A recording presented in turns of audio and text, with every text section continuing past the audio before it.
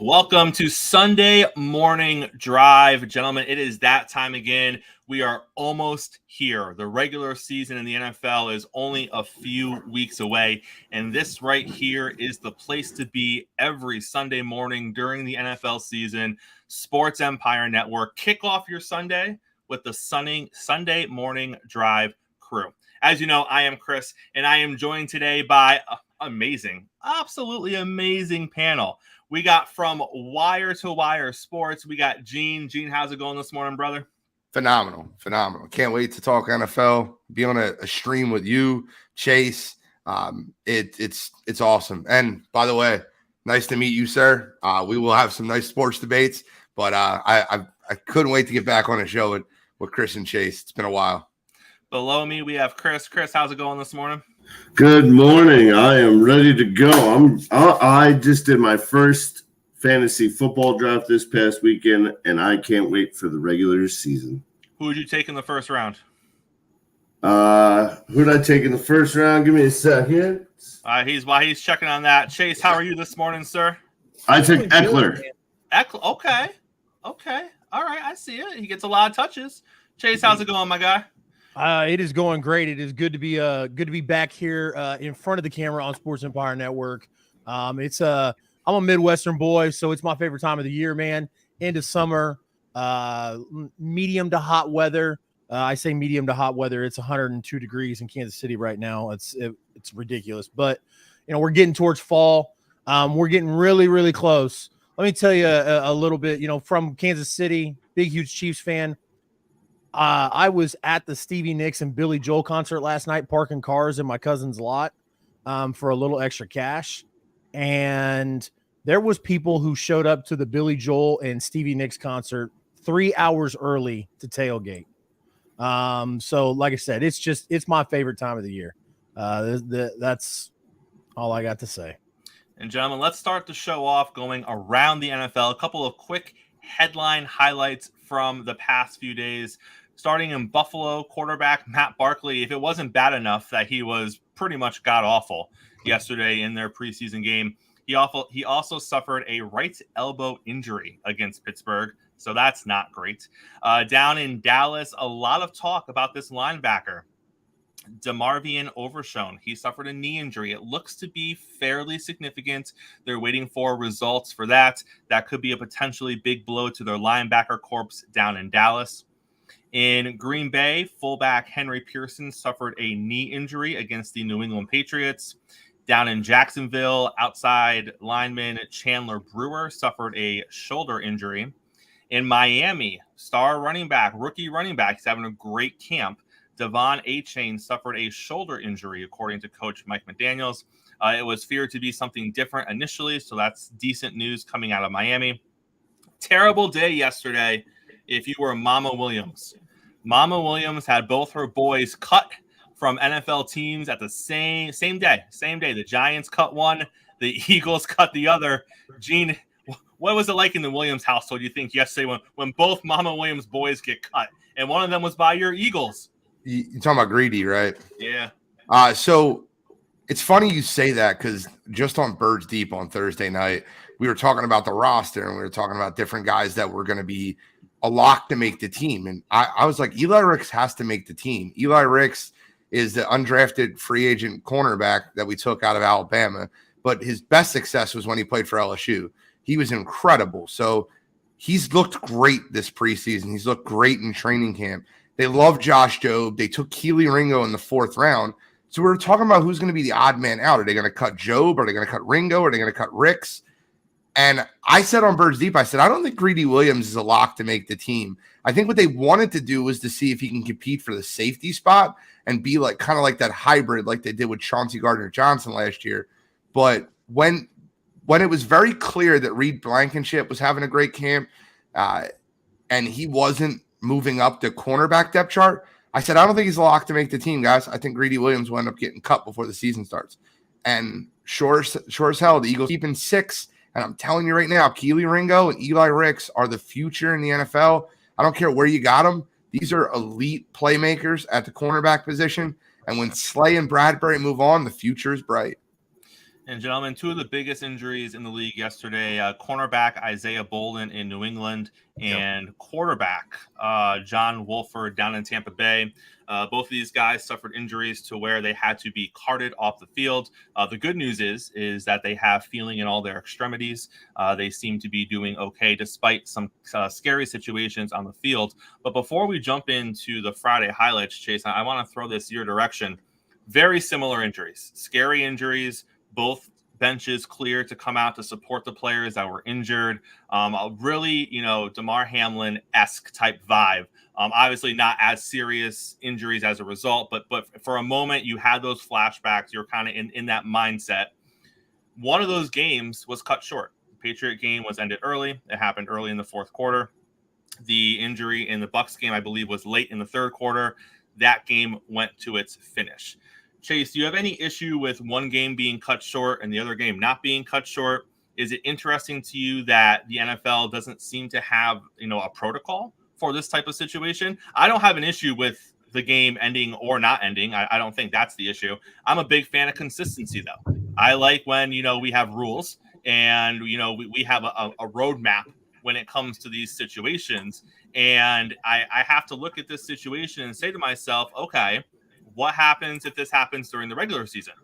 Because clearly we weren't on the same page for the preseason as far as ending the game or continuing the game. So what do you think, Chase, the NFL does as far as moving forward? Do you have any issue with one game ending and the other not? Am I making too much of this? It is kind of early on a Sunday. Well, no, I wouldn't say you're making too much of it, but, it is a good question to ask. However, from my point of view, I think a lot of these situations have to be evaluated, granted, in the midst of it. It's easy for us as spectators to sit back and go, well, we should have consistency and we should have, whatnot. But I mean, if you're those officials and those health experts on the field, and you're making a knee-jerk reaction at the time, you feel like that's the right choice. So I agree that the NFL should have something, especially after Damar Hamlin. And then, you had two situations like that on Friday. I think the NFL needs to, maybe make it more clear so that the officials and the medical professionals can make a clear, sound decision before moving forward.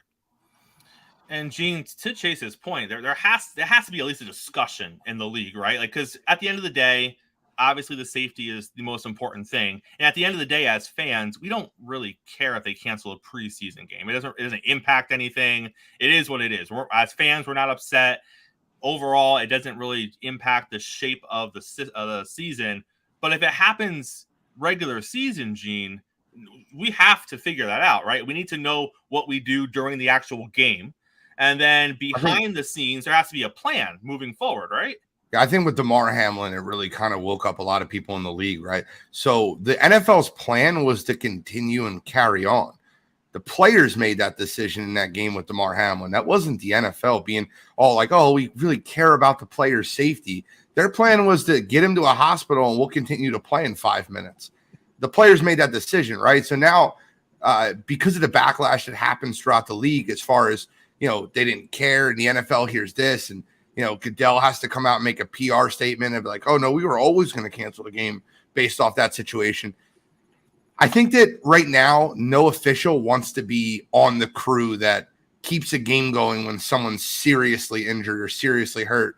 And they don't want to have that responsibility of being like, wow, he didn't even care about us. He just wanted to continue the game. But come regular season, they have to have a protocol. It has to be something because, guys, I hate to say this, but we watch NFL. It's a brutal sport. It's not like UFC when someone gets knocked out. We can kind of like, okay, let's make sure he's revived before we start the next match. It's much more barbaric, and there's going to be guys all year that go down with neck injuries, that go down with concussions, that have scary, scary injuries. And in reality, unless it's a situation like Damar Hamlin where a player dies on the field, you got to continue the game. That's kind of got to be the MO. It's not like they thought they were signing up to play flag football. They know the risk and responsibilities of walking onto an NFL field. We're not hiding it. We're not pulling the wool from anyone's head, from anyone's eyes and saying, they don't know what they're doing. So the protocol has to be the show must go on unless it's a serious condition like what happened with DeMar Hamlin on the field, especially in prime time.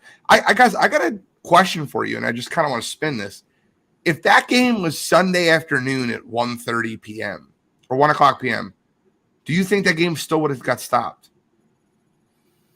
I think the players still have the reaction. Players and the coaches made that decision, and I think it never would have continued in that fashion. No. Are we talking about the DeMar Hamlin game? Yes. Yeah. I think prime time really played into it. I think the NFL, because it was prime time, I think Gene is right, but maybe Gene and I don't agree. But the reason why I think prime time played a factor into it is because I think the NFL was pushing like, hey, this is prime time. There's a lot of people watching. We need to continue this game. Okay. Whereas Sunday at 1:30, when there's other NFL games going on, I think the NFL would have been like, yo, get everybody off the field, cancel the game, to send the fans home. Let's call it a day. That's an interesting reaction. I didn't think of it that way. Yeah. No, I think because it was prime time and because the whole nation is watching Sunday Night Football, I think the NFL was like, hey, we have to continue this game. And I will not say only this, is though. the whole nation watching it, the whole nation is tweeting about it and, on social media about it. The social media takes during a primetime NFL game compared to the 1 o'clock slate where you got 8 or 9 games going. Yep. I mean, it was instant reaction the minute he went down. Well, yeah. I will say this. You look at that scenario, and I think one of the worst things that come from that scenario to happen with DeMar Hamlin was the amount of people that were responding with worrying about what happens in their fantasy football matchup. That drove me nuts. That was fantasy football championship week. That was Monday Night Football. Right. So what happens with fantasy football? Dude, a guy died on the field. Split the money and let's talk about it next year. Like, that's not what our concern needs to be. Yeah. Hey, there was a lot of money on the line. 100%. Split it. That's right. Split it and move on, guys. All right, let's talk about Friday. All right. Well, we got a lot of preseason games to break down. We're going to start with the Friday lineup. And gentlemen, I'll be honest with you.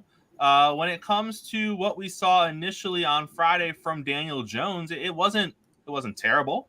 I think it was right along lines with what we expect from Daniel Jones, but it does seem he has a new favorite target in New York, Darren Waller, and that might be a little bit concerning. Chris, we all know Darren Waller's not great history with the Raiders when it comes to wanting to play, being willing to play, playing through injuries to be available to his team. If Darren Waller ends up becoming one of Daniel Jones's favorite and most thrown to targets this season, do you see that being an issue potentially for the Giants offense? Well, I think that's the reason they brought him in. What's the whole reason they signed him is to help Daniel Jones. Listen, Daniel Jones needs all the help he can get when it comes to throwing the ball. And look, I'll be the first to tell you, I'm not a huge Daniel Jones fan. I don't even think he's a starting NFL quarterback. I think he's absolutely terrible. But that's why they brought Darren Waller in, and that's, if those two connect and that's what needs to be done, there's the Giants offense for you.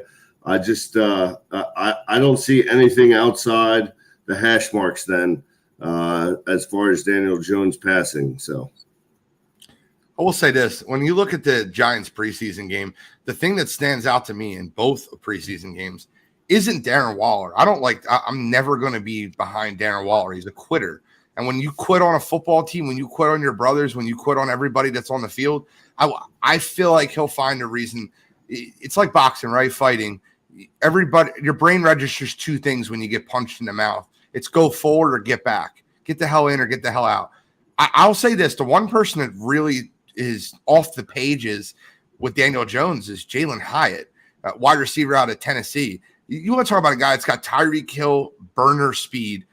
They said he ran faster than Tyreek Hill, broke his record 23.7 miles per hour on the field, and he's got 2 touchdowns in 2 games. Now, he left the injury. He left due to a slight injury, which he's fine, but he's led the Giants in targets, receptions, and touchdowns and yards for the first 2 preseason games combined. So Jalen Hyatt's the person I think that steps up and becomes the Giants' number one target, because I think Darren Waller will quit like he always does.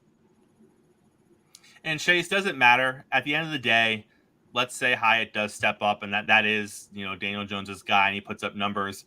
Is that going to shift potentially where the Giants finish in this division this season? Or at the end of the day, it is what it is. The Giants are going to be middle of the pack, maybe fringe playoff team, maybe. Or do you see this potentially elevating them to more? I think it could, but I think the main concern for the New York Football Giants is going to be Saquon Barkley. How is Saquon Barkley going to move forward and help contribute to this team? I think Darren Waller is a great piece to have for Daniel Jones, as long as, like Gene said, he doesn't quit. There seems to be I think it's good for Darren Waller to get in New York, because there seems to be a little bit of a culture in Vegas. And I'm a Chiefs fan, and I despise the Raiders. Can't stand them. If I was going to put a toilet bowl in the United States, it would be wherever the Raiders are, whether it's Vegas, Oakland, or Los Angeles. So yeah, the culture in Vegas with the Raiders is completely different than what it is with the New York Giants. So I think it could help them. Absolutely.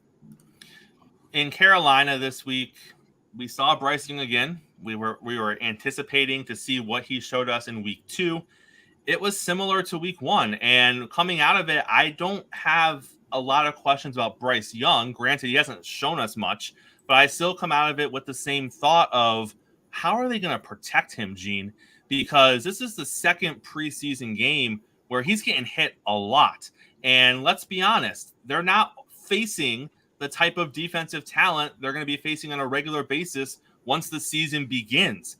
Do you see this magically getting better in Carolina? Or is this going to be a Carr situation from Houston 12 years ago where he just keeps getting hit over and over again? Well, the problem is he's a right-handed quarterback, and the right side of the line is terrible. It's not the left side of the line that's the issue. It's the right side of the line. If you watch Bryce Young's tape in Alabama, his right tackle is probably more important to him than his left. He bails right almost all the time. When he scrambles throwing side all the time. And they have their right guard out, and their right tackle is a traffic cone. So that's not going to change, right? So the only way it'll change is if Frank Wright creates that zone running scheme to be able to hold that defensive end down, which he's done with Jonathan Taylor, which he's done in Philadelphia. You have to be able to keep that edge rusher from peeling his ears back. They got to stay out of third and long situations to where that they're 100% passing. I think the Carolina Panthers are going to win the division still. I truly believe that they have the best coach quarterback combination in that division, and I think their defense is very good. So yes, their offensive line looks sticky. They could do they have salary cap space. They could go pick somebody up in the free agency market after cuts. They could bring somebody in, but that right side of that line will get better once their right guard gets back from injury. Austin Corbett, hopefully he gets back. I don't know how long he's going to be out for, but Taylor Moton is essentially a traffic cone. So he's been awful, and I don't know what you go to. They don't have depth there, right? You can't just go to your backup right tackle. Their left side's fine. Brady Christensen, Ike Ekwonu, those guys know what they're doing. Even their center, Bradley Bozeman, they're good. They're okay. It's the right side of the line that's the issue. Maybe they can add a tight end over there to Chip to be able to help around that right side, but they have to protect his right side. And you're right. It's something they need to figure out because he does favor that side, and it's easier. Let's be honest. You're not going to teach him not to go right. That is what he's comfortable with. That is what he's been doing probably since middle school. He goes right. So you need to figure out something on the right side, because you're not going to tell him don't go right, because that's going to create a whole different level of issue if you try to change that on him. Chris, did you see some of his biggest highlights versus Georgia? They were all rollout rights. The shuffle pass to the running back, the bomb to Jamison Williams. They were all rollouts to the right. So he's definitely comfortable moving to the right. Sticking in that division, Chris, Atlanta Falcon fan was puffing their chest this weekend because they were apparently super impressed with what Desmond Ridder did during his preseason performance. And I'll be honest, I was like, okay, You know, he didn't go in there and he didn't go Barkley it. So that was nice to see. But I didn't come away feeling like, oh my God, Atlanta's going to win their division. But Chris, for some reason, Falcon fan is now fully aboard this Desmond Ridder train. Did you see anything spectacular from Desmond? I didn't see anything I didn't see anything spectacular. However, he did look much better. I mean, it is his, it's a new year. He's been around the offense for his second year. So it's going to be interesting to see what happens down there in Atlanta. I didn't see anything spectacular, but I do believe Desmond Ridder is on his way to becoming an NFL quarterback. And I think that whole situation in Atlanta is ripe to become one of the top offenses in the NFL. Not that they have a good defense, but top offense. Me and you are going to completely disagree there. I think Atlanta is going to be one of the worst teams in football this year. I think Desmond Ridder is not an NFL quarterback, and I think if they have any chance of competing for the division, they need to hand the reins to Taylor Heineke. I don't think that Desmond Ridder is ever going to compete there, and I think the strength of that defense, the strength of that team right now is going to be their defense. I really believe that. I think that they added some key additions in the offseason. They added Jeffrey Okudah to play opposite of it's slipping my name, one of the top corners in football. It's more early morning. Let me get my coffee kicking. But they added some depth on that defense as a whole. So I think that the Atlanta Falcons will be better defensively than they are offensively. And I don't know how I forgot A.J. Terrell's name, but they added Jesse Bates in that secondary. They added Bud Dupree. They still have Grady Jarrett and Calais Campbell up front. I think that Atlanta's defense will carry them through more games, but I think they're going to be one of the worst teams in football. I think them and the Raiders and Arizona, obviously, compete for the Caleb Williams sweepstakes. Well, you know that Chase loves hearing anyone talk bad about the Raiders, so he's Absolutely. all for that. But Chase, what did you see from Bijan Robinson? I know that a lot of this is going to predicate on whether or not the line can do anything and open up holes for him. A lot of it is going to predicate on whether or not Ridder can keep them in situations where they actually can run the ball. Because if they're operating out of second and long and third and long, that's going to take away some opportunities from him. But just based on some early spurts from the preseason, do you think he potentially at this time was worth being picked as high as he was? No. I mean, he could be utilized as a weapon, in the backfield with the pass game. But, you talk about Desmond Ridder. It's preseason, guys. Like, let's not over exaggerate or overreact. I mean, like Falcon fans are doing. Desmond Ridder went 7 for 9 and threw a pick. I mean, Exactly. like, I mean, if that one pick was a touchdown, maybe, just maybe I could see people getting hyped up. But 7 for 9 with a pick, and then he's out the game. Like, let's calm down. I agree with Gene. I think they've got the pieces on defense to be halfway decent. I don't know if they are the worst team in the NFC South. I would argue that Tampa Bay could be. But I think they will be competing with Tampa Bay for the last in division. If you want to talk overreaction Sundays, I read a headline this morning, and I'm going to paraphrase it, but it's going to give the gist to you guys. Malik Willis solidifies himself as Tennessee backup quarterback. That was the headline. So I didn't personally watch the Titans game, so I was like, oh, let me go look at the highlights real quick. This man went 10 for 17. He didn't pass for 100 yards. He threw a pick. He had a touchdown. He had 13 carries, I think, for 90 yards, which, okay, that's fine. He also had a fumble. That is solidifying the backup quarterback position. This is a man last year who couldn't complete passes. He couldn't throw 15 yards down the field and hit someone who, by NFL standards, was wide open. But now, Gene, we're all of a sudden talking about that's the performance week 2 of the preseason. That clinch is Levis that bad? Is that what we're saying at this point? That's what it takes to clinch that spot? So there's a lot of things that come out in these preseason. I don't know why my group of friends or the group of people that I watch football with are more spot on than some NFL GMs. I hate that, right? So, like, it was so easy to see, and I got to give this man credit. Dante Sell from East Coast Gridiron We share a similar opinion on a lot of these last three players that you just talked about. Malik Willis, Will Levis, and Bijan Robinson. I don't think Bijan Robinson is the best running back in this class. I don't think he's the second best running back in this class. I had him ranked third on my running back ratings coming out behind Jahmyr Gibbs and Zach Charbonnet. And I thought Devin Achane would be better than him also. But you got to understand what's going on in Miami. Let's see what ends up happening. But I love Devin Achane. So he's really changed 3 and 4 essentially where I have him coming out. So I think he's a very overhyped running back. They had a 1,000-yard rusher last year with Tyler Algier, and that offensive line is good. So Bijan will look good this year. Let's move on from that. Malik Willis. This guy played against real good college competition twice, and he looked terrible both games. Ole Miss, who every team in the SEC scored 40 points on, he scored 3 when he went up against Matt Corral and Liberty played Ole Miss. And then you want to talk about Will Levis.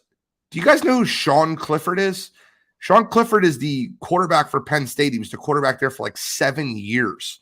It's like a 7-year senior coming out. He's a backup quarterback for the Packers right now.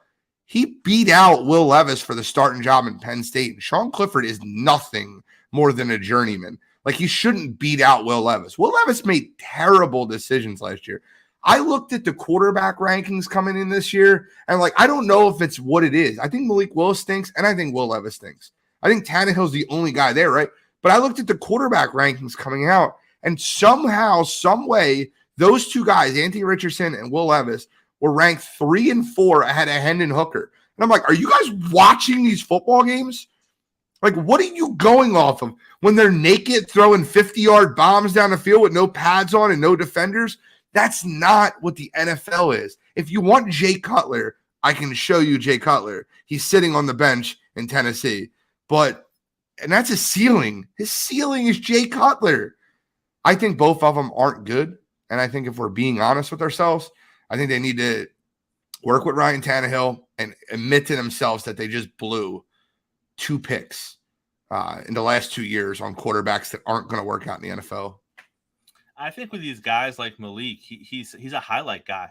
You put together these highlights, and because he can run, and that's a big component, because a lot of times with these quarterbacks who are just athletically gifted, who can run the football, you see these highlights where a lot of it is running, and a lot of them is putting moves, bigger and slower guys, and they sprinkle in a little bit of the passing stuff, and you walk away thinking, wow, look at that guy. He can do some of the stuff Mahomes, no, he cannot. I saw Patrick Mahomes yesterday get chased down by 4 defenders, have a 5th defender pin him against the sideline, and he goes full Superman throw and delivers almost an accurate ball. That ball was almost caught by his receiver. He is falling out of bounds, 1 foot, and still has the cannon to get. Nobody should be compared to Patrick. I am so tired of hearing guys who can run the ball be like, oh, he's got a little Mahomes. No, he doesn't. No, he doesn't. Chase, you tell me. No one has that little bit of Mahomes in them. Tell him to stop it. No, and it's crazy because we're in preseason and he's doing this stuff. I mean, no, nobody's. They've done it with. Who did they do it with? I can't think of anybody right off the top of my head, but I know they've done it a couple of times, and it's just it's crazy. So no, nobody's on that level right now. And they did it with Zach Wilson. Yes, They did. Yes, they did. They did. Like, oh, this guy's Patrick Mahomes-esque. What? What are you watching? Yeah, and the only person that and like I said, I could be biased, but to me, the only person that is on Mahomes-esque level is Tom Brady, and Tom Brady's gone. So speaking of Zach Wilson, he had a spectacular play yesterday with his feet. I saw the highlight. I was like, oh, okay. I watched the highlights of him throwing the ball, and I was like, oh, yep, there's Zach Wilson. But G, my question is this: do the Jets have? And let's get both sides of it. One, do you think they should try to trade him? Because obviously Aaron is older. The O-line is having some issues. If Aaron goes down, you want somebody back there that can step in and maybe do something. I don't know if Zach Wilson is that guy. But at the same time, you invested so much in getting Zach Wilson. It hasn't worked out. Do you try to recoup as much as you can based off whatever he looks like this preseason? If you can find someone who will give you, I don't know, a 5th round pick for him, a 6th round pick for him, do you pull the trigger on that move? Or do you hang on to him in case there's an injury issue with Aaron this season? Well, I mean, you do realize Aaron Rodgers is 39 years old. He's not going to be there forever, probably 2 years. And if I'm being honest with you, I would probably just let Zach Wilson ride out those next 2 years as our backup quarterback, see if he develops. And in year 4, you can kind of see what you have with him, right? No, there's no way in a league full of teams begging for backup quarterbacks. Like we're arguing in Philadelphia, should we cut Marcus Mariota, who was a starter and how bad he's been in our preseason? Why are we going out there trying to trade for Zach Wilson to be what? A backup quarterback somewhere? Where is he going to start? Is Tampa Bay going to start over with him instead of Baker? Like, I don't understand it. No, the answer would be let's develop him in-house. We've already made the mistake. And credit to the Jets for admitting they made that mistake and going out and getting a quarterback immediately, right? Good GMs, or every GM makes a mistake, right? Good GMs notice that mistake quickly and make a decision quickly and swiftly to fix that mistake. Joe Douglas has done a great job up there in New York, with the exception of the Zach Wilson pick. I think that they'll sit there and let him develop for a couple years behind Aaron Rodgers. Speaking of mistakes, we have to bring up the quarterback situation in San Francisco. So Purdy, we got our first look at Brock Purdy after the injury. We saw the reports of all the picks he was throwing during camp. We were wondering, what does the elbow look like? What does the arm look like? He wasn't in there long. He went 4 for 5. He made a handful of throws. I think San Francisco fan walks away saying, okay, he looks all right. He doesn't look like he's too hampered by the elbow. It looks like we could be on track. Trey Lance comes in, leads a game-winning drive. I would argue that's the best he's looked in his limited playing time as a 49er. Another good sign for that quarterback room. And then you have the next coming of Steve Young in Sam Darnold sitting there on the bench, waiting to get his opportunity in San Francisco. And Chase, I'm going to give you the same question I gave Gene, only with the San Francisco spin. What does that quarterback room look like if you're the one in charge? Are you trying to move Trey Lance out and recoup something for what you gave up to draft him in the first place? Do you keep all 3 quarterbacks and see if you can continue developing Lance, because he's not developed yet, and he definitely has, I think, more potential than what you have in Sam Darnold? What if you were in charge there? How would you shake that one out? Trey Lance would get moved. It's not complicated. We overanalyze and complicate the situation. Doesn't need to happen. You go with the guy who you're winning with. Sam Darnold, I don't want to go back. I want to stay on topic, but it was funny. We were just talking about Zach Wilson. I was irritated when the Jets moved Sam Darnold. I wanted Sam Darnold to go to a team and just completely blow up and just show the Jets front office that, you made the wrong decision. Didn't happen. Looks like Sam Darnold's going to be a backup quarterback for the rest of his life. Keep him to help back up. And then Brock Purdy's who you won with last year. And he's on a deal that you don't have to pay him a lot of money. And you let him develop. I'd move Trey Lance. Gene, if you're another team, is there a team out there that you'd be like, hey, let's take a flyer on Lance? 5th round pick, 6th round pick, bring him in. Because let's be honest, and you've made this point before, he hasn't had the opportunity to develop. It's not like he's been in the league 2 years and we have 22 games of footage on him and he's just as he was as a rookie. He's only played in 8 games, and the majority of those are preseason games.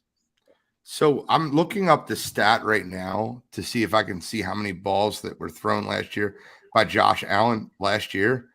This is a stat that I find alarming, and why most NFL GMs need to understand how ridiculous this is.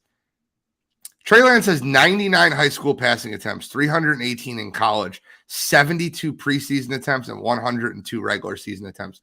In his football career, he has fewer pass attempts than Geno Smith had last year.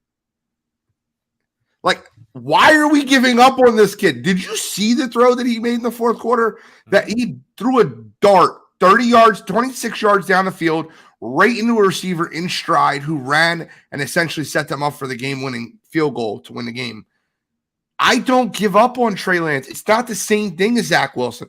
Zach Wilson, I seen for 2 years out of BYU. I seen for a full year as an NFL starter. Not a full year. He took a couple games off, but the book is not complete on Trey Lance. He's too special of a talent for us to say just get rid of him. Let's talk about Brock Purdy. You brought Brock Purdy up. Brock Purdy was 4 for 5. He looked efficient. I think the reason Kyle Shanahan likes him so much is because he runs his offense, right? He does what Kyle wants him to do. Drop back, throw it here. If this is not here, throw it here. Brock Purdy does that, right? Good game manager. He was Mr. Irrelevant for a reason. Go back and watch the Iowa State tape. Him versus Iowa is brutal. If you watch the Iowa State-Iowa game in his last year at Iowa State and you think he's an NFL quarterback, by all means. Kyle Shanahan is great at getting what he wants out of that offense. I don't think Brock Purdy's the answer. I think the interceptions in practice will continue. And the one thing that no one talks about, because you just look at the stat sheet, is on that drive in San Francisco, he took a really bad sack in the red zone on his only drive, which led to a field goal. They didn't get to put the ball in the end zone. Took a bad sack. I'm not a Brock Purdy guy. I think the 49ers start the season, and this is just as honest as I can tell you. Week 1 with Brock Purdy as their starter, and they go to Pittsburgh and they get shelled. Shelled. I don't think the game's close. I think Pittsburgh destroys them. And Gene, you bring up a great point. Lance hasn't thrown the football a lot ever. College, preseason, ever. So it also works against him because what kind of program, the NFL is win now. You bring a quarterback in by halfway through year 2, you need to see something. Otherwise, we're already starting about coach changes, drafting another quarterback. So, Gene, what team has that timeline? Because you're right, there's glimpses there, but it's not something that we're going to see in just 1 year. He probably needs a couple of years in the league, in a consistent system, with a consistent coach, with good people around him to get out of him whatever that ceiling is. What team can give that to him? So that's interesting that you say that, right? But I think the answer is still San Francisco. And if it's not San Francisco, I think it's the team that's right next to him with the Los Angeles Rams. Because I think Matt Stafford's going to be done after this year. But let me kind of tell you why it's San Francisco. You have no quarterbacks that are being paid any money on the roster. The highest paid quarterback on the roster is still Trey Lance. Sam Darnold signed there for a dime. It's his third destination. If you don't know what you're getting out of Sam Darnold at this point, like we're going to call him Steve Young, like stop it, right? Steve Young sat behind Joe Montana. He wasn't playing in the league, throwing picks and saying, I'm seeing ghost. Let's not make that comparison. It's silly. But you have Brock Purdy who gets paid nothing as Mr. Irrelevant. And Trey Lance, they have time. They can develop him for his full 4 years and then see what we have at the end of that. He's getting practice reps with a professional football team. But if you want to move on from him, and they probably never will do this because it's inside the division, I think the team that's most set for him is a team that's innovative offensively, that's ready for a rebuild, that has a possession receiver that can truly help him out. And that's the Los Angeles Rams. They're going to stink, guys. The Rams are going to be awful. So why wouldn't Trey Lance go to a situation where you have a possession receiver like Cooper Kupp, you got a deep threat in Van Jefferson, and you have an offensive guru coach in Sean McVay to help bring that talent out of him? Yeah, I completely agree. I love that. When I see Trey Lance in San Francisco, I just see something. To me, Kyle Shanahan's system, he's tried with Jimmy Garoppolo, game managers. That's what they've had in San Francisco. Ryan. Yeah.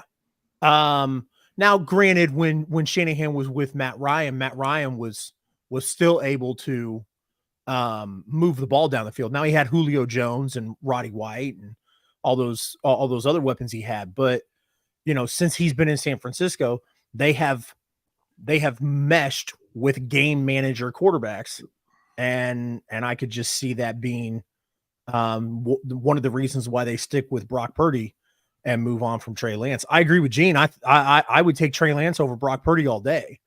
But if you're looking at that system and what the San Francisco 49ers are. I'm from Missouri. I'm from the show me state. When I see consistent issues with teams, that's what I go with. And speaking of Jimmy G has had some issues in training camp this preseason, but he looked decent in the preseason game, above average. He led the offense up and down the field. He looked crisp. Jimmy G is what Jimmy G is. He's a game manager. He can be an above average quarterback when the pieces around him are good to great. He doesn't have great pieces with the Raiders. But the question coming out of yesterday isn't so much about Jimmy G, who did what he was supposed to do as QB1. Gene, it's more about his backup and the noise that his backup quarterback is making with the Raiders. Do you believe the hype after 2 preseason games from the backup quarterback position with the Raiders, or is it just that? Is it just preseason hype?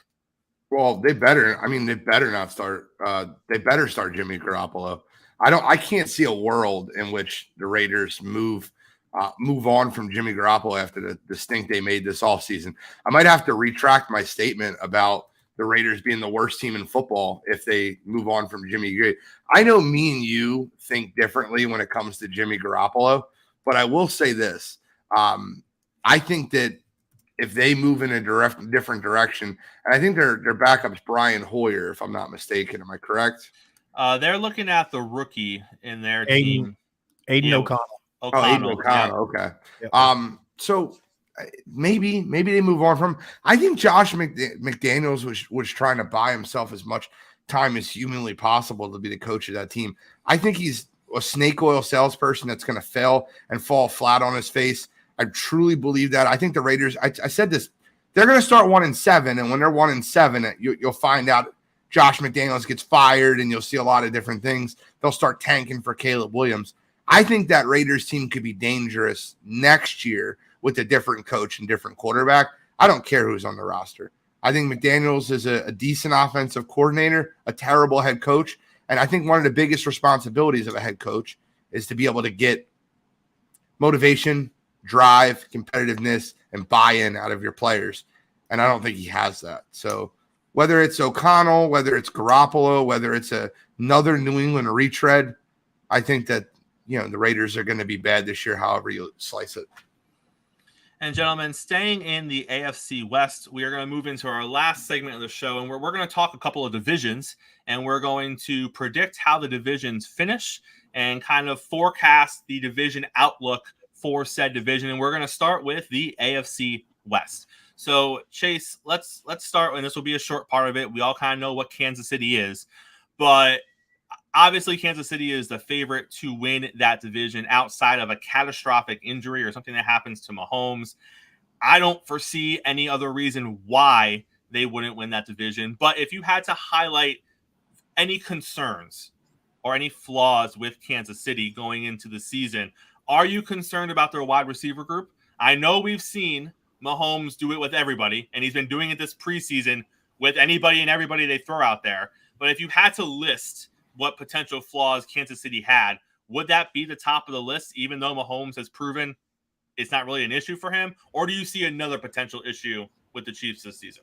Not even close, Chris, because of what you said. I mean, Denard Robinson, Albert Wilson. I could go through the list of people that you've never heard of that he's throwing touchdown passes to, and how the offense just works that way. My biggest concern for the Kansas City Chiefs is the front seven. You've got Chris Jones on a contract year. He's holding out. I think that gets worked out, but Frank Clark has moved on. So they don't have a pass rusher on the other side of Chris Jones. They got George Karlaftis, who they drafted in the first round last year, not this past draft, but so he's still kind of getting into it. I don't see him leading the league in sacks or even leading the team in sacks right now. And so Chris Jones and Nick Bolton are the only shining part of that front seven. And that's going to be a huge, huge issue for Kansas City. No longer are the days of Tamba Hali and Justin Houston and Derek Johnson, and even with Frank Clark only came alive during the postseason. That's going to be a main huge area for concern, as well as a cornerback position, which is always a concern for Kansas City. I think the 7th receiver on the depth chart right now is going to be an elite receiver in the NFL this year or next year. I really believe that. The Kansas City Chiefs have a kid in Justin Ross who I think can be exceptional. And Patrick Mahomes just said 3 hours ago that the kid's special. He's different. I think that he has the ability to be the next cheetah on that roster. That sounds crazy. I understand that. But he is special. I think they'll be fine. The biggest weakness with the Kansas City Chiefs is their defense as a whole. Not just their front seven. I think their secondary isn't that great either. I think that Patrick Mahomes will do enough to get them to win enough games to win that division. I think come playoff time, Spags will have that defense ready to be attacking and to be able to protect that secondary by getting after the quarterback, by giving different designs of blitzes coming after the quarterback. But I think as a whole, I think the Kansas City Chiefs will be they'll still be fine. I just think their biggest concerns defensively, not wide receiver wise. Yep. And Gene, you mentioned earlier in the show, the Raiders are going to be one of the worst teams in the league this season. They're going to be competing for Caleb Williams in the Caleb Williams sweepstakes, which means that the middle of that division is potentially still up for grabs between the Chargers and the Broncos. And Gene, we're going to start with you. Do you have faith in the turnaround of Russell Wilson with Sean Payton, or are you putting more faith in Staley, who hasn't proven to this point that with good to great talent with the Chargers, he can win consistently or even fix the defensive side of the ball, despite some of the good pieces he has on his side of the ball? Where are you going for second place in that division? Well, Brandon Staley has a bone-in ribeye steak, like perfect cut. He's got some really fresh potatoes and some green beans that were freshly cut, cleaned off. He has all the ingredients to make the right meal. He's just not making it right. I think that Kellen Moore going over there is going to help their offense out significantly. And their defensive depth chart, they have stars at every level, whether it be linebackers, defensive line, secondary. They're loaded.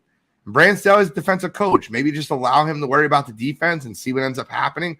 I think the Chargers still finish second in that division. I don't have faith in Russell Wilson. He still looks lost. He still looks like he doesn't know where he's at. And, a couple guys in my inner circle, we had a conversation about Russell Wilson, and everyone talked about the fall off that happened last year with Russell Wilson. I don't think last year was the fall off. I think Seattle basically gave him away because you don't move on from a franchise quarterback. Why? What would be the reason? I think Seattle gave him away knowing he was cooked 2 years ago. I'm not a Russell Wilson guy this year. I wanted to have faith that Sean Payton would turn it around. I think you'll see Sean Payton with that team next year, just with a different quarterback. And Chase, when you talk defense, I mean, let's be honest, the Chargers are loaded top to bottom on defense. The Broncos don't have a bad defense themselves. The Broncos also have a lot of talent on the defensive side of the ball, but they don't have nearly the offensive firepower that the Chargers have. That being said, we saw Javonte Williams come back yesterday. Got a couple of carries, handful of catches, which is all you need to see. Just have him out there, have him get hit, have him run some plays, and, hopefully he can return close to his form before the injury. Is there a chance that the Broncos compete for the second place in that division or a playoff spot? Or are you just looking at a 6-7 win team that is never really in the playoff hunt from the get-go? I'm going to be completely honest with you. I don't know. I would like to believe that Sean Payton can do something with that team, but I'm in agreement with Gene. I think Russell Wilson's ceiling peaked the year before Seattle traded him, and I think Russell Wilson should have retired, or at least went to backup status. I think he'd be living a lot more comfortable. But I don't know. I mean, obviously I'm in the AFC West, so everybody and their mother who's not a Chiefs fan has bragged about Sean Payton going to Denver and Sean Payton, creating a different culture there in Denver and whatnot. But I'm really big on the Chargers. I just cannot stand Brandon Staley. I think Brandon Staley and Josh McDaniels read the same sales book, and they have somehow managed to keep their jobs. I think Brandon Staley should have lost his job. Yeah, I think Brandon Staley should have lost his job when the playoff game between them and Denver, where they were like, this could end in a tie and both teams could make the playoffs. And then we're in double overtime. And I'm like, wait, what is this? This is, how is this happening? So ever since I'm like, why does Brandon Staley have a job? He should have been downgraded back to defensive coordinator. It's mind boggling. So because I keep wanting to say San Diego, Los Angeles, the Chargers have a better core team than the Kansas City Chiefs. There is no reason why the Chargers and the Chiefs shouldn't split every year. Why the Chargers and the Chiefs shouldn't, the Chargers should be right there with the Chiefs every single year because of the immense talent that they have on that roster. And they're not. And I think Brandon Staley is the reason why. Gene, if things get off to a slow start with the Chargers, would you move on? Would you make the move 4 or 5 games into the season? If you're 2-3 with that team, with that offense, with that defense, and let's say the offense looks good. Let's say the offense is looking good. The defense, for whatever reason, is struggling despite the talent they have. Let's say there's been a couple of coaching decisions where you're like, why did he do that? Would you pull the trigger early in the season if you think it's going off the rails? Or do you ride it out till the end? Well, the Chargers will ride it out, but 100% they should pull the trigger. Chargers ownership, I don't get them, right? You had Anthony Lynn in the building. Justin Herbert had a career year as a rookie quarterback, came out of nowhere, looked great. Anthony Lynn is now the running backs coach for the most successful running team in the NFL, the San Francisco 49ers. You talk about a guy that had them in the right direction and you moved on from them.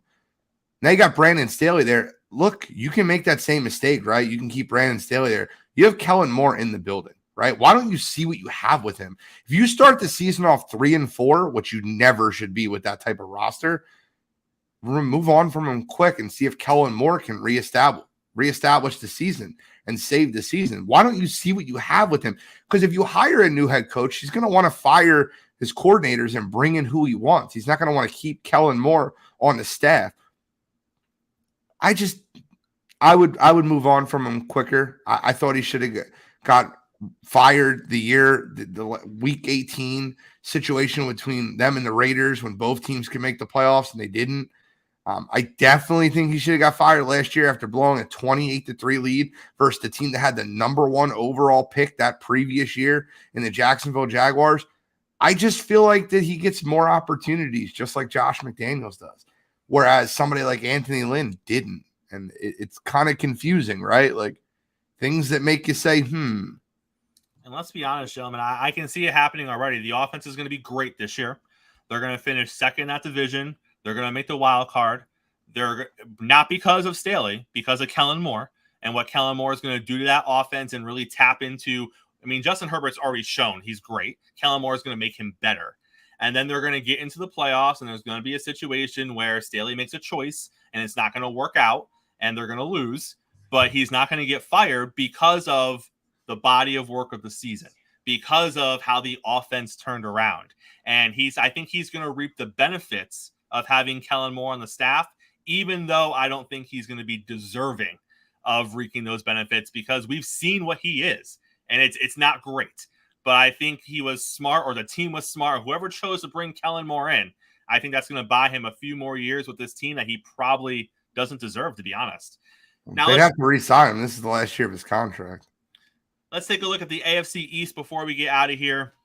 Let's start with the hard knock darlings, the New York Jets. The Jets, it's all fallen into place. They add Dalvin Cook to the running back locker room. They already have Breece Hall, but now Breece Hall can take his time coming back from his injury. They have a good defense. They have weapons. Well, they have a weapon in the wide receiver room, but they have some decent pieces there. Chase, is it just the offensive line that Jet fan has to worry about? Or are we putting too many eggs into the Aaron Rodgers basket? How good do you think the Jets are actually going to be this season? I think that them and Miami will compete for the division. Well, Buffalo, there's still Buffalo in that division. Yep. Got it. Okay. So the Jets will be competing for the division. I'm not going to argue. Yeah, I like hearing Miami's going to compete for the division. But, Gene, that brings us to the logical question of can the Bills actually finish third? I don't think they'll. I think I have the Bills finishing second in the division. I had the Dolphins finishing third, and not for any fault of the Dolphins' own. Outside of, I just don't have faith in Tua staying healthy. Right, he's just too frail to me, and I'm nervous about his health. I mean, one more concussion, it's got to be a retire. Like, he's got to retire. It's not about the Miami Dolphins. I really love what they've done offensively. They've built a track team. They have Tyreek Hill, Jalen Waddle, Devin Achane, Raheem Mostert. They're all track. Like, they might be 4 of the top 8 fastest guys in the league, and they're on one offense. I think that I'll give you a bold take. You want a bold take? I think the Jets are in the AFC Championship game with an opportunity to go to the Super Bowl. I think that's how good they're going to be. Don't be surprised that David Bakhtiari is a Jet by the end of this training camp, by the end of this preseason. Don't be surprised if David Bakhtiari is traded to the Jets. For what? What would the Jets have to give up? I think they end up, well, see, the thing is this, right? I think the conditional draft pick that they have on Aaron Rodgers is already part of that trade, right? If he doesn't play the whole season, he gets hurt, that first-round pick turns into a second-round pick for him. Why not guarantee the first-round pick, add a third-rounder as a sweetener for a 36-year-old left tackle that can still play football? I would add a third-round sweetener and guarantee the first-round draft pick, and I think that the Jets pull off a little bit of a heist. They're going to go all in. What are you worried about, right? Like, draft the Los Angeles Rams motto. F them picks.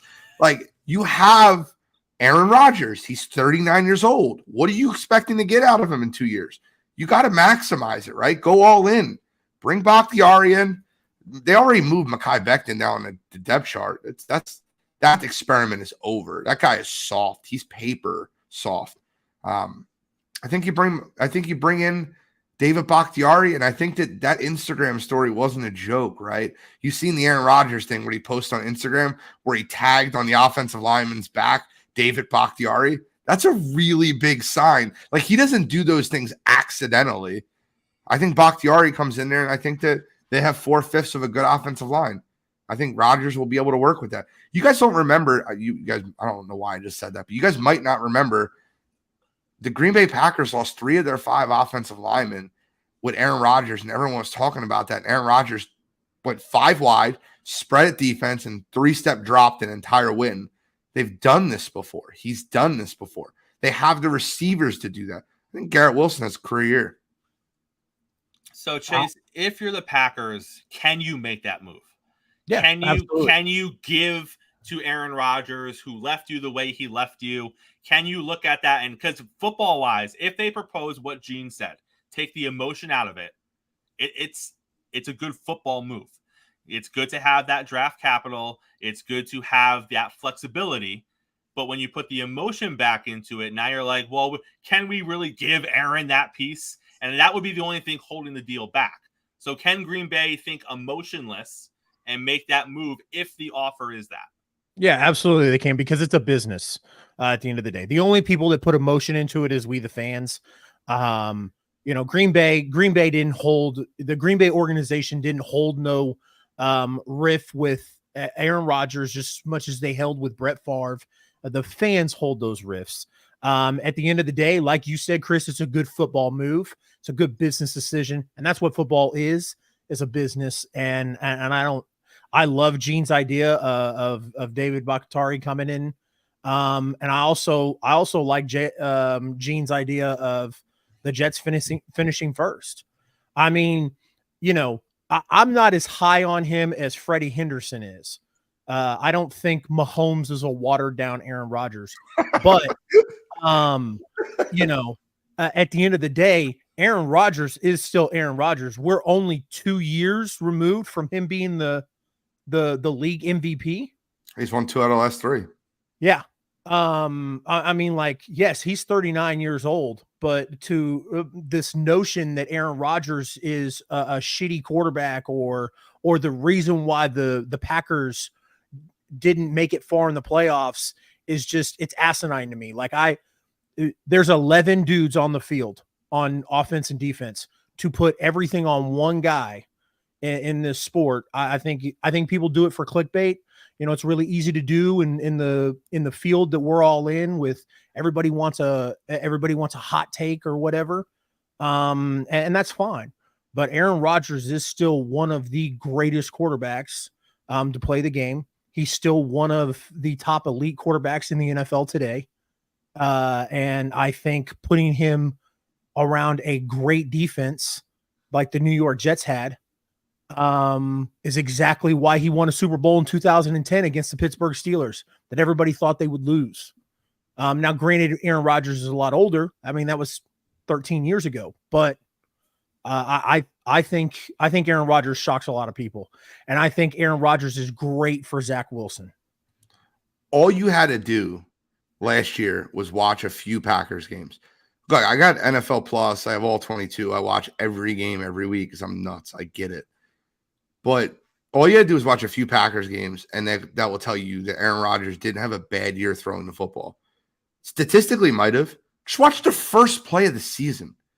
The first play of the season, he throws a 46-yard dart that should have been a 75-yard touchdown right in the hands of Christian Watson. The ball gets dropped. You had a 4th-round rookie in Romeo Doubs, a 2nd-round rookie in Christian Watson, and Allen Lazard was hurt for the majority year, and the ghost of Randall Cobb. That was his receiving last year. Guys, it's not an Aaron Rodgers thing. It was a Green Bay Packers thing. Gentlemen, on paper, and again, and obviously you guys know where I fall when it comes to who's winning that division. If Tua stays healthy and Allen stays healthy and Rodgers stays healthy, on paper, it is going to be a slugfest between those three teams. Because when all three of those teams are operating at what their ceiling is, they could easily, any one of those three teams could be one of the best teams in the league. Now, obviously, they all have flaws, right? Miami's probably has the 3rd best defense of the 3, but they brought in the guy to fix their defense. If there's going to be one guy to do it in a season, it's going to be Vic Fangio. They brought in other pieces. They have pieces there. But when you look at both sides of the ball for those three teams, you could see any one of those three teams lighting it up consistently. And obviously with Miami, it's going to be Tua's health. But the one team that we did not talk about in that division is Bill Belichick and the New England Patriots. Are we completely discounting the Patriots from doing anything this season? Because if all three of those teams are competing potentially for the division, that means all three of those teams have a shot at making the playoffs. So, Chase, where does Belichick and the Patriots fall in that conversation? Are they just slated to finish last no matter what? I wouldn't say no matter what, but I mean that's where I'm going with right now.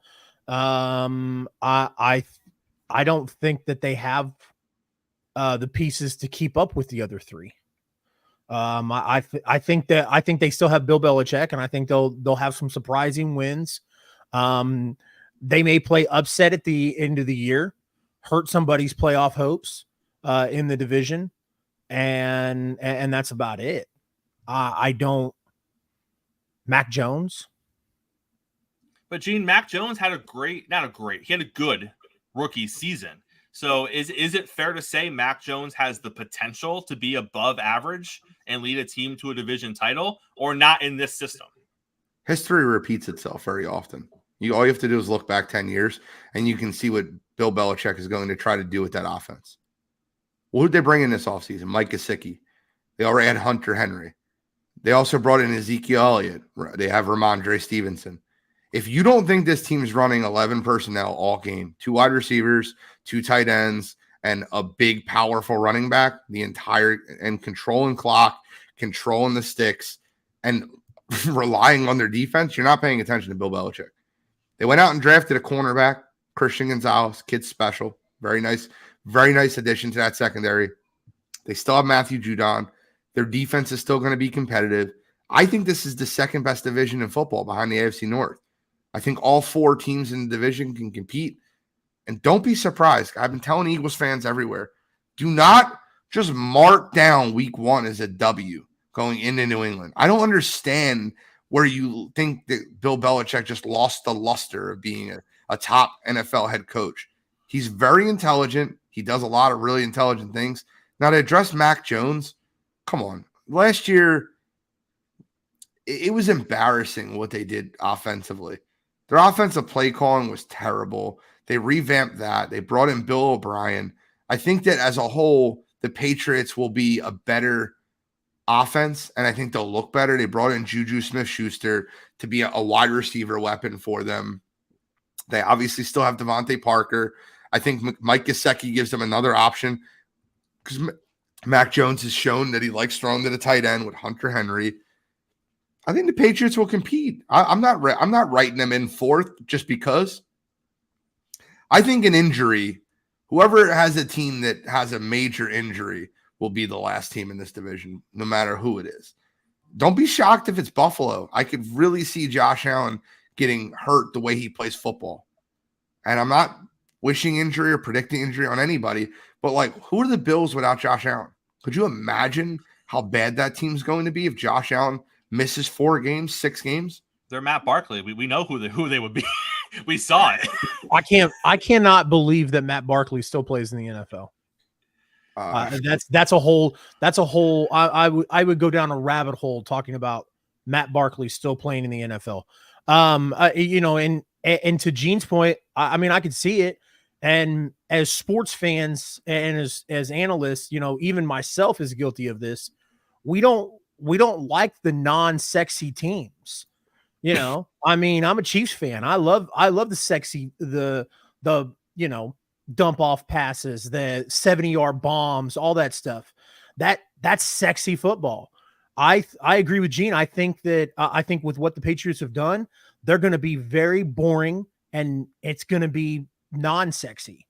I think they're going to do run, play action, run, play action. And I think they are going to beat a few teams like that. Like I said, I don't know if they'll make the playoffs, barring any serious injury to the other 3 teams. But I think that they find a rhythm doing what, playing good defense and playing conservative offense. Just like how they remember how everybody complained about the Super Bowl with the Patriots and the Rams, because all the Patriots did was run the ball, dump off passes to Julian Edelman. And everybody was like, the Super Bowl was boring. I could see that this year. Everybody watches Bill Belichick barely make it in because of an injury to one of the other AFC East teams. And everybody's like, they shouldn't be in because they didn't have, Mac Jones doesn't have 3,000 yards passing.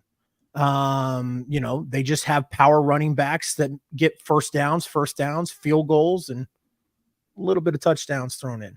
And don't forget, this is the same team that ran 40+ times against Buffalo in that game. And they realized early that they had to run it, and they ran it down Buffalo's throat. And I don't think they're going to run 40+ times in games this season. But to your point, that Belichick's going to do what he thinks is the right thing to do, not what he's being pressured into do. Yes. So Bill Belichick said something to Chip Kelly when Chip Kelly was in Philadelphia, and Chip Kelly was basically the loudmouth Bill Belichick in a sense that he didn't hold any cards in. Like, he would basically just repeat it. But like, he studied under Bill Belichick. That was like the guy that he wanted to be most like when he was coming into the NFL. And it was a line that Bill Belichick told Chip Kelly that just really remains evident is big people beat up little people. And the Patriots built their offense of being big people, right? You have Ramondre Stevenson, Zeke, Gesicki, Hunter Henry. They invested first-round draft pick capital and offensive lines 2 out of the last 3 years. The New England Patriots are going to try to push you down the football field. 3-4, 3-4, 3-4, 3-4, right down the field. And I don't think Bill Belichick can't put that together. And once you start really stacking the box to try to stop that run, you got a guy like Juju Smith-Schuster who can beat you right over the top. Devontae Parker, jump ball guy you can throw the ball up to. That's the offense they're going to run. They're going to reel you in, and they're going to try to hit you with that X play. And let's not forget, he's had Bill Belichick, that is, has had the entire offseason to prepare for the Philadelphia Eagles. And don't think that he doesn't know that he would probably be, if not but one of the biggest headlines coming out of week 1 if the New England Patriots knock off the defending NFC champions. That would easily be one of the lead headlines coming out of the first week of the season, because the national narrative is Mac Jones is trash. Look at all the talent in the AFC East. Bill Belichick has lost a step. He doesn't know what offense is. That's the national narrative. So if he welcomes in Philly and gets out of there with a win, that's a huge headline coming out of week 1. Even though we're all smart enough to know that's not going to dictate the next 17 weeks of football. But for week 1, that's what Belichick's looking to do. He's looking to come out, establish that he can win his way against a really good Philadelphia Eagles team, and then try to keep it moving from there. Chris, what was the Eagles' Achilles heel last year? Run defense? That's 100%. Their Achilles heel last year was run defense. They brought in anybody they could. Linval Joseph and Ndamukong Suh. They were trying Jordan Davis. They drafted in the first round. Their Achilles heel is run defense. They like to get after the quarterback. They like to peel their heads back and get after the quarterback. If you don't think the Patriots are going to run the ball 35 to 40 times with Ramondre Stevenson and Ezekiel Elliott, you're sadly mistaken. That will be a football game. That'll be a close football game. And if you're an Eagles fan out there, don't panic, because you'll be fine. But if they lose week 1, I won't be shocked. All right, gentlemen, the Sunday morning drive has come to an end. Another successful week in the books. Make sure that you are, first of all, if you're watching us today, hopefully you liked us.